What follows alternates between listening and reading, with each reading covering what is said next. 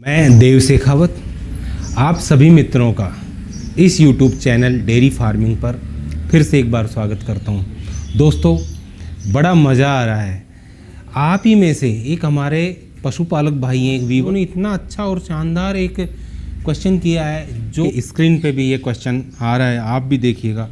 ये इस तरह के जो क्वेश्चन है ना दोस्तों, मैं आपको बताना चाहूँगा, एक सफल पशुपालक जो कि कामयाब पशुपालक हैं या जो नॉलेज लेना चाहते हैं वो ही कर सकते हैं, अदरवाइज़ दूसरे लोगों के दिमाग में ये चीज़ें नहीं आती। तो दोस्तों, मैं अजय पाल जी का भी स्वागत करता हूं। अजय पाल जी, आप मुझे देख रहे होंगे, बड़ी खुशी हो रही है आपने इस तरह का सवाल हमसे किया, और इस तरह की जो जिज्ञासा भरे जो सवाल होते हैं ना, वो ही ऊंचाइयों तक लेके जाते हैं।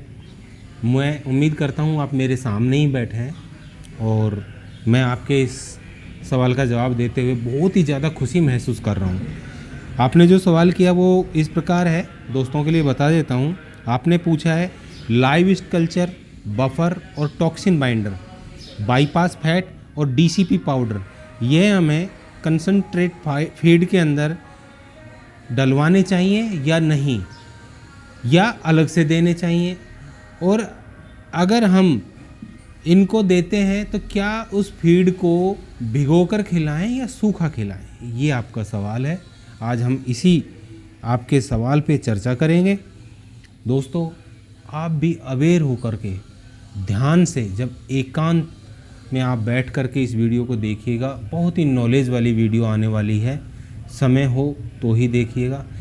सबसे पहले मैं आपसे रिक्वेस्ट करूँगा, एक बार कोई नए मित्र हैं तो चैनल को सब्सक्राइब ज़रूर कर दीजिएगा।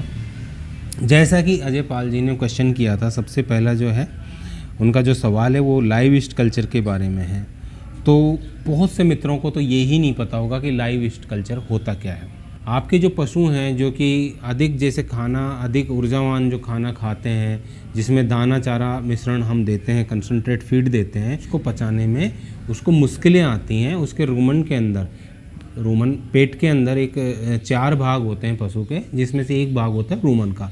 उसके अंदर वो जो सब सारा चारा जाता है, वह सारे चारे को कुछ एंजाइम्स, माइक्रोफ्लोरा जो होते हैं, वो उसको पचा करके टुकड़ों में करके और उसको आगे भेजते हैं। अब लाइव ईस्ट कल्चर जो होता है, लाइव ईस्ट कल्चर का क्या काम होता है, यह माइक्रोफ्लोरा की संख्या को इतना ज़्यादा बढ़ा देता है, यानी कि सूक्ष्म जीवाणुओं को, ऐसे सूक्ष्म जीवाणु जो कि पशु के पाचन क्रिया में सहायक होते हैं, उनकी संख्या को इतने लाजवाब तरीके से बढ़ा देता है कि जो भी पशु खाता है, जो भी वह दाना चारा लेगा या और कुछ अन्य चीज़ें जैसे भूसा वगैरह खाएगा, तो वह सारी की सारी चीज़ें जो है ना, वो उसको बहुत ही शानदार तरीके से हजम हो जाती हैं। और हजम अगर होंगी तो यह आपको भी पता है, जब हरा चारा, दाना चारा, भूसा, ये सब चीज़ें जब पशु के पेट में हजम होती हैं तो उनसे क्या बनता है, दूध की प्रोडक्टिविटी बढ़ती है, दूध बनता है, घी बनता है, फैट बनता है, इन सभी चीज़ों में ये फ़ायदा करता है। अब इनका जैसा कि सवाल था कि हम ये इसको चारे के अंदर मिला के दें या अलग से, तो लाइव ईस्ट कल्चर के मामले में मैं आपको बताऊं, लाइव ईस्ट कल्चर जो है अलग से देना मैं ज़्यादा उचित मानता हूं। और अलग से भी कैसे, लगभग आधा घंटा पहले आप लाइव ईस्ट कल्चर को थोड़े से पानी में घोल लें। उससे क्या है, जो लाइव जो कल्चर होती है वह एक्टिव हो जाती है। या फिर आप जो भूसा होता है, जो आपने जो हरा चारा या भूसा जैसे तैयार कर रहा है, थोड़ा सा मतलब वो गीला होना चाहिए, उसमें पहले मिला दें और फिर उसको पशु को खिलाएं। तो उसमें क्या है कि उसकी जो संख्या है ना, वह ज़्यादा बढ़ जाएगी और वह अच्छे से बेहतरीन तरीके से काम करने लग जाएगा। दूसरा जो सवाल था इनका, जो सवाल था वो था टॉक्सिन बाइंडर के रिगार्डिंग। तो टॉक्सिन बाइंडर जो है मित्रों, टॉक्सिन बाइंडर एक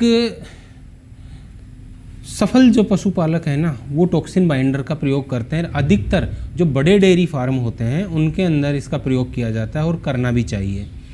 यह भी क्या फ़ायदा करता है, टॉक्सिन बाइंडर जो है, एफ्लाटॉक्सिन जो होते हैं, एफ्लाटॉक्सिन आप नहीं समझ पाएंगे, मैं आपको सरल भाषा में, किसान की भाषा में समझाता हूँ। बहुत सी जगह फंगस उली, फफूंद या बूफन, इन नामों से इस चीज़ को बोला जाता है। यह आपके दाने चारे में या भूसे में लग जाती है। कहाँ लगती है? जब जिस जगह पे हम भूसे को स्टोर करते हैं या हम दाने चारे को स्टोर करते हैं ना, उस जगह पे ये पनप जाती है। और उसके पनपने से क्या होता है, हमारा जब पशु उसको जब खाता है, खाने के बाद में हमारा पशु बीमार हो जाता है। और यह ज़्यादातर जो समस्या है वह बारिश के दिनों में अधिक होती है, क्योंकि स्टोर किया हुआ अंधेरे के अंदर जैसे वो चारा रहता है और वह हमारे पशु के अंदर एसिडोसिस बढ़ा देता है, उसको बीमार कर देता है और जहरीली चीज़ों को, उसके अंदर जहरीली चीज़ें जाने से पशु बीमार हो जाता है। अब जो मैं टॉक्सिन बाइंडर के बारे में बता रहा था, अब यह जो टॉक्सिन बाइंडर होता है ना, वो उन टॉक्सिन्स को, जो वो उली हुई है या फफूंद है या वो है, उनको बाइंड करता है, यानी कि उनको एक दायरे में बांध देता है, वो इससे बाहर नहीं निकल पाते और हमारा पशु बीमार होने से बच जाता है। तो यह भी जो डेयरी फार्म होते हैं उनमें बहुत ज़्यादा कारगर होता है। बड़े डेयरी फार्म में इसकी ज़रूरत ज़्यादा पड़ती है।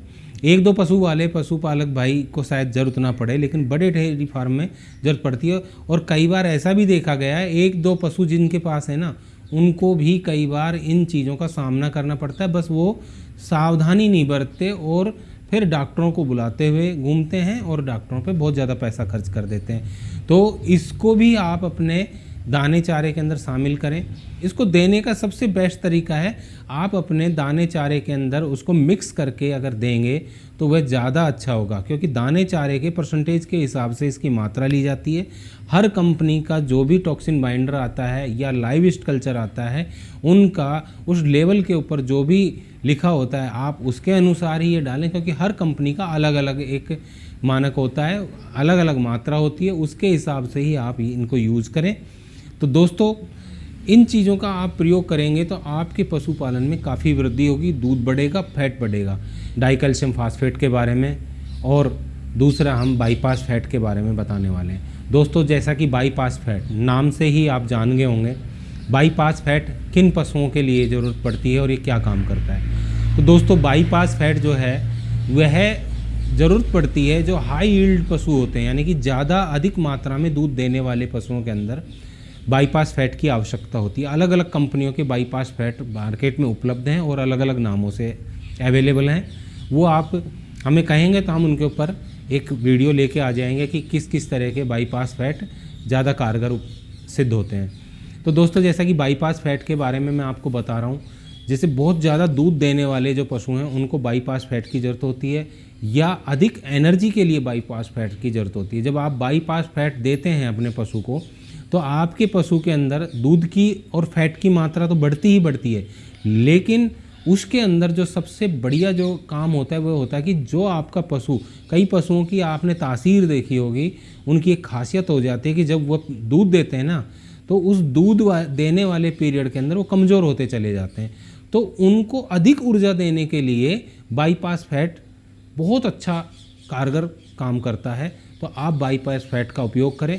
मात्रा इसकी भी उसी तरीके से रहेगी। हर कंपनी के बाईपास फैट की मात्रा हर कंपनी के लेवल के हिसाब से रहती है। आप उन लेवल को देखिए और उसी मात्रा के हिसाब से उसका प्रयोग कीजिए। तो बाईपास फैट जब आप देंगे तो उसका फैट भी बढ़ेगा, दूध भी बढ़ेगा, आपके पशु की ऊर्जा भी बढ़ेगी, आपके पशु के अंदर इम्यूनिटी पावर भी डेवलप होगी। तो इतने फ़ायदे इससे होंगे। अब ये अजय पाल जी के ही क्वेश्चन को हम लेके चल रहे हैं। तो उनका दूसरा क्वेश्चन है डीसीपी के बारे में, डाई कैल्शियम फास्फेट। दोस्तों, ये भी पाउडर फॉर्म में आता है और डाई कैल्शियम फास्फेट जो है, इसका जो रोल होता है, इसके अंदर मुख्य रूप से देखो क्या क्या मिलता है। इसके अंदर कैल्शियम और फास्फेट की मात्रा मिलती है। फास्फेट क्या काम करेगा? फास्फेट आपके पशुओं के अंदर हड्डियों को मजबूत करेगा, जो स्ट्रक्चर जो है पशु का उसको मजबूत करता है। और जो कैल्शियम होता है, कैल्शियम दुधारू पशु के लिए आपको तो पता ही है बहुत ज़्यादा कारगर चीज़ होती है। इसके अंदर आप जो डीसीपी है, डीसीपी का प्रयोग अपने दुधारू पशु के लिए अवश्य करें।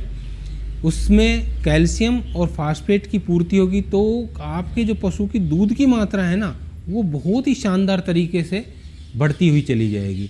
और जब दूध की मात्रा बढ़ेगी तो आपका जो पशुपालन व्यवसाय है, आपका जो डेयरी का जो धंधा है, वो बहुत अच्छे से उन्नति करेगा। तो आप इन दोनों चीज़ों को अपने पशुपालन के अंदर ज़रूर शामिल करें। इससे अब आपको मुख्यतः देखो 3-4 चीज़ों का फ़ायदा हो जाता है। आपके पशु का दूध बढ़ जाता है, पशु की हड्डियां मजबूत होती हैं, पशु के अंदर जो एनर्जी की कमी आ रही है वो आपकी बाईपास फैट से दूर होती है, पशु के अंदर जो फैट की मात्रा, जो पशु दूध के अंदर फैट कम था वो फैट पूरा हो जाता है। तो इतनी सारी चीज़ के अंदर ज़रूरी हैं और इन सब चीज़ों को आप अपने इसके अंदर प्रयोग कर सकते हैं। अजय पाल जी, आपका बहुत बहुत धन्यवाद। आपने बहुत ही उम्दा सवाल किया था, हमें जवाब देने में भी मज़ा आया और दूसरे पशुपालक भाइयों से भी विनती, आप भी अपने सवाल कमेंट बॉक्स में हमें कमेंट कर सकते हैं। आपके हर कमेंट का जवाब देने के लिए हम तैयार बैठे हैं। धन्यवाद, नमस्कार, राम।